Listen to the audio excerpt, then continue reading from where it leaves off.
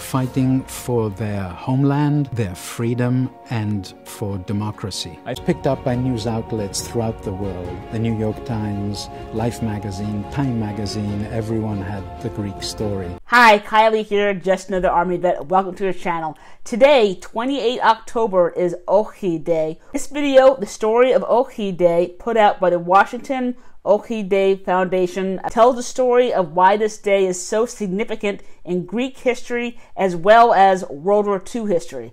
Let's get to it.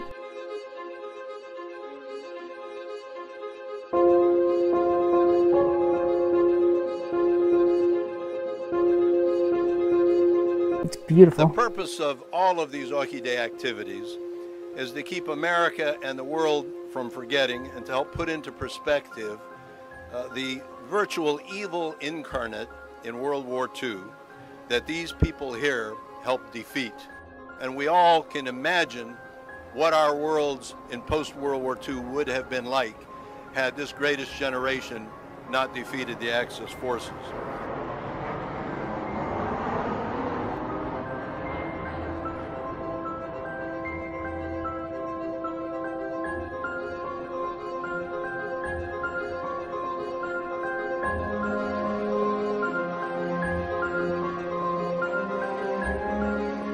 At 3 a.m., the Greek Prime Minister receives a call from the guards outside his residence, informing him that the Italian ambassador wished to urgently see him. The Prime Minister got dressed very quickly.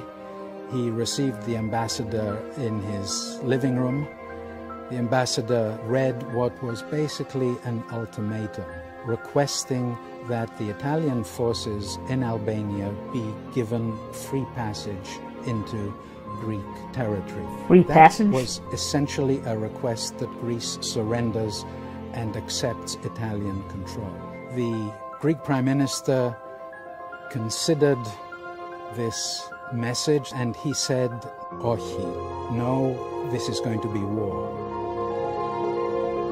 So this is very reminiscent of when the Germans had the Americans surrounded at the Battle of the Bulge in December of 1944, and the German commander sent a message to General McAuliffe to surrender, and McAuliffe's answer was nuts.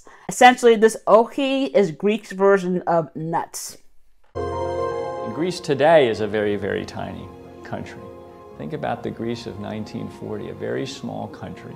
World War II was raging, and all the news on the Allied front was bad. The Greek people had this kind of collective, spontaneous response. They were chanting in the streets, they were singing patriotic songs, they were chanting anti-Italian slogans and chanting no, Ochi, to the Italians.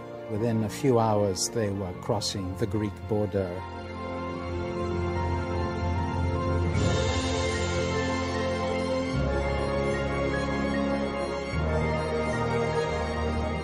The fighting was fierce. The Greek troops were much more poorly equipped than the Italian troops, and the terrain was so treacherous it was very difficult to get supplies to the Greek troops on the frontier. The Greeks were outmanned significantly, at least 10 to 1. The Greek troops not only held their ground, but they pushed the Axis powers back into Albania, which was really incredible. The whole of Europe was astounded by the heroism of the Greeks. It was so unexpected that Hitler was very upset with Mussolini. You can imagine him being confounded that such a spirited resistance was undertaken by the Greek people.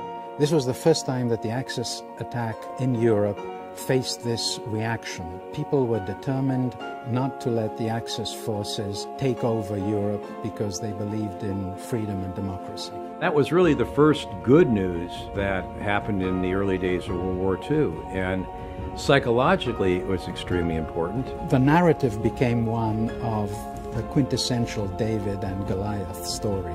It shattered the myth of the invincibility of the Axis. It was picked up by news outlets throughout the world. The New York Times, Life magazine, Time magazine, wow. Everyone had the Greek story. They inflicted a wound on the Axis forces that moved President Roosevelt to say, when the entire world had lost hope, the Greek people dared to question the invincibility of the Nazi monster, rising against it the proud spirit of freedom. Winston Churchill said that Greeks are not known as fighting like heroes. Heroes fight like Greeks. Greece's victory over the Italian attack had significant consequences for the rest of World War II. The Germans had to redirect their forces and bring in their own troops. It certainly threw a monkey wrench into their well-laid plans, and as we know, may have affected the outcome of things.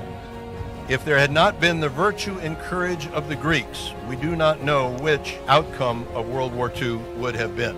While Hitler thought he could just subdue Greece in a weekend, it didn't turn out to be that way. Russian statesmen such as Joseph Stalin, Russian military leaders are on record saying that the delay in the Axis attack gave the Russians valuable months in which they could prepare themselves. Were not for the Greeks, who knows what would have happened? Who knows what the outcome would have been? What made them do it? Why did they do it? What was it in the Greek character?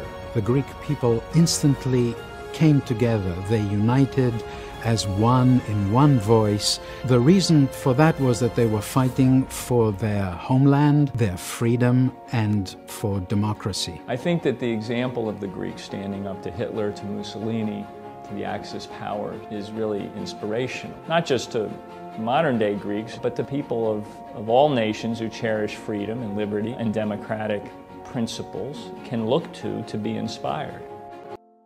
So one of the things that I absolutely love about the story is how the entire Greek population came together to defeat the Italians. As civilians, men, women, and children, running supplies up the mountains to the Greek soldiers and actually carrying the wounded down. Because they came together, because the Greek soldiers fought so bravely, this caused the delay of Operation Barbarossa, which was Germany's invasion of Russia. Because of that delay, Operation Barbarossa ended up extending into the winter months, which Germany was not prepared for. They thought that they were going to win by the time winter rolled in, so they had no winter clothing at all. If the Greeks had not come together, then who knows what the outcome of the war would have been. Anyway, I have more videos on the screen you might want to check out, including this one that YouTube thinks you'd enjoy most. If you want to hit that like button, I'd really appreciate it. Thanks for watching.